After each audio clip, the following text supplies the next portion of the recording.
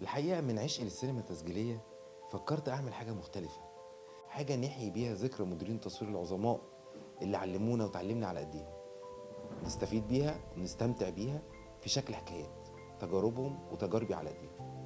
أنا حبيت أوثق الميراث الفني والإبداعي للصناع المبدعين دول اللي أثروا في ثقافة تلقينا للسينما وثقافة صناعتها بشكل مختلف، زي مدير التصوير العظيم عبد العزيز فهمي اللي عمل أعظم أفلام السينما المصرية، والمدير التصوير الجميل وحيد فريد، مدير التصوير العظيم دكتور رمسيس مرزوق اللي كنا بنسميه فرعون التصوير، وانا اتشرفت ان انا اتدربت على ايده وتعلمت كل شيء على ايده.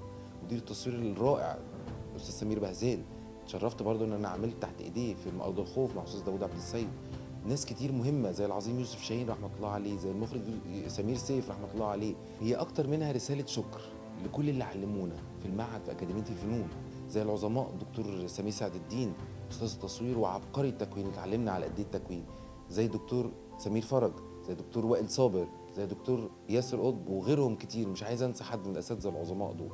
واللي علمونا من اساتذه عظماء توفاهم الله زي دكتور محمد ابراهيم عادل ودكتور شوقي علي محمد استاذ التصوير وعميد المعهد وكانوا بيسموه شيخ العمداء من جماله.